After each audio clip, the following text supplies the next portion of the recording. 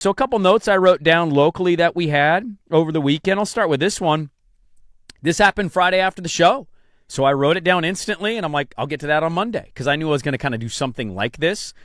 For all the S-talking and trolling that we had from old USC and Lincoln Riley in college football, this is why it makes it awkward. Like, one, win the game against Oregon, and two, like, be better than 8-4.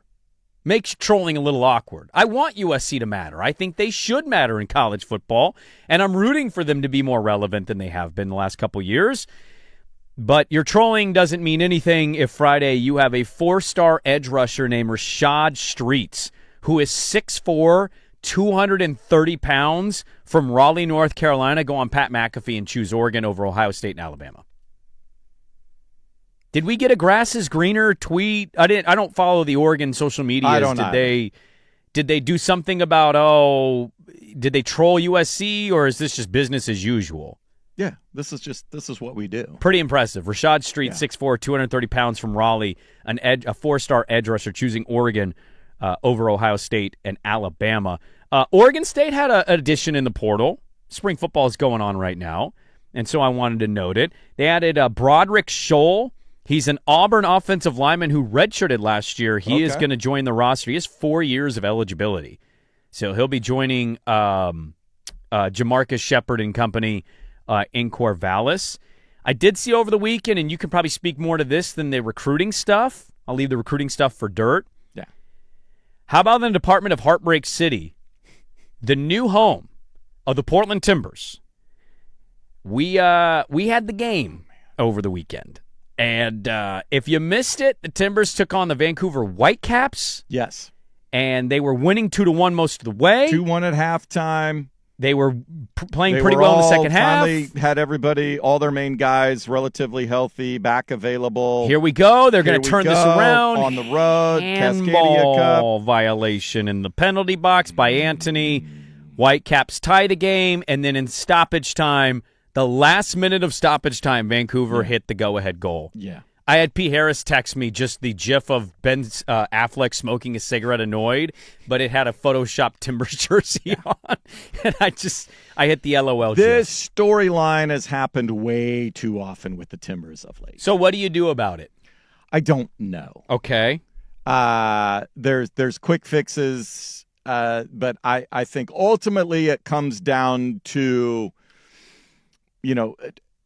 the Timbers, for the longest period of time, have been reluctant to go tap into the European side of things for a Messi-like guy and yes, I know Messi's from Argentina, but he played over in Europe forever, to go get their Ibrahimovic or whatever. They're 35. They're time being the dude over in the guy Europe. who can't really do much in the Premier League, but he he comes come to over MLS, here, he dominates. and not only does he still have enough game to dominate in the MLS, but they can impart, this is how the top European clubs prepare, practice, put game plans together, make adjustments in games, all of that sort of stuff. And for whatever reason, the Timbers have never tapped into that. And maybe it's time for that to change. But is there any indication it will? I don't know. But that's just what your solution would be? But if they continue to go around, the same sort of thing, and they continue to tap into Central and South America, trying to find their talent. You love Christopher Velda. I think he's got an edge that he brings to the entire team to not let up. The back line is extremely young. They continue to have their issues of communication and giving up untimely goals, all of those sorts of things. Maybe the development, maybe as time goes on, that'll tighten up and get better. But we'll see. Well, they fall this weekend to the Vancouver Whitecaps, so I noted that in our Wake and Bake local edition. That's what we're doing right now. And I saw the Beavs, they swept Lamar. Yeah. I don't know what that means. I don't think it means much of anything, but they're having a good year. They swept Lamar. They won. And the Ducks lost their first series of the season against Michigan. Yeah, they avoided a sweep. Now, they had to readjust that series and move everything up a game because there was weather. It was supposed to be Friday, Saturday, Sunday. It's wild to watch Big Ten baseball between the start of it and now, because you don't know when you'll look up on your TV and see a snowstorm. Exactly. The way I saw USC Northwestern 2 weeks ago. And so I saw that locally in the baseball department. And one final one that I noted, and I know somebody has tweeted us about this, but I noted it. How about Justin Joyner, the new head coach of Oregon State men's basketball? Yeah, he got a top 150 prospect. He got a 4-star center out of Eastside Catholic out of the state of Washington, Yabasira Aklog. There we go. He's a 6'11 center, 4-star commit. Now we know why Munch hit the transfer portal. Yeah.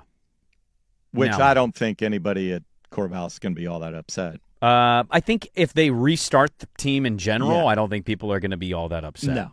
But it would be interesting to see, man. He might win his first national championship today, Joyner being a part of Dusty May's staff. And so he may come to Corvallis with a championship ring. And if you're going to be getting a 4-star, we'll see what he does in the portal.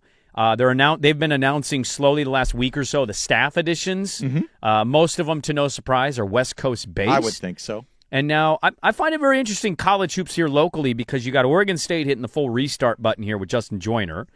And then down south in Eugene, I don't know what Altman's going to do. I don't know. This is very All we interesting. heard about was current Ducks hitting the transfer portal. I haven't seen anything. Well, it's hard because the transfer portal hasn't officially opened up. It is. I know. It's April. So tomorrow, I think it opens. I didn't get butt cracked, right? Shellstad's hitting it. Yes. Shellstad's announced that on his. Yeah. It feels very one more year for Dana Altman, and this may be over. Yeah. I have no idea. I haven't followed up to see if there's any indication because technically they haven't. Tomorrow, I believe the portal actually opens up so guys can go in. I think Duck fans look. I think when the Dana Altman run ends, Duck fans will have the right measured response to it. They should be but I think Duck for everything he did for that program, and they will be. But I also think Duck fan, if it ends indeed next year, the way that it has that feel, Duck fan is going to be like, I'm glad we wasted a season for this. Yeah. And that's the unfortunate nature of where this thing has gone is it was such a bad year and the entire team's leaving. And now you're going to look at an entirely new team for the portal. Who was it we were interviewing? Yeah, I don't know what they have. I think it was Ryan Clark. And he's like, they might have 10 new players at minimum. Yeah.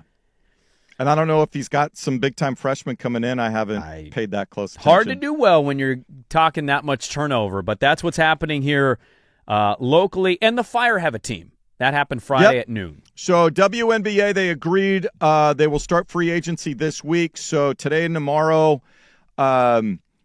qualifying offers can be submitted, that sort of thing. Then Wednesday, the negotiating period starts, and then the draft is next week. Friday and Saturday, you can start signing people. Yeah, a week from today is the college entry draft on the 13th. Yeah. Somebody says the Timbers are the new Chargers. It's called timbering.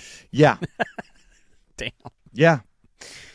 We love our friends over there. Just been a tough start to the season. It was nice to see them, though, go up there offensively. They're starting to show some things. Everybody healthy. That's good. They need to be able to score goals, but they've got to figure out how to consolidate leads once they get them and turn them into victories and not let stuff get away in the last couple of minutes. There you go. There's your local Wake and Bake sports headlines for Monday, April the 6th.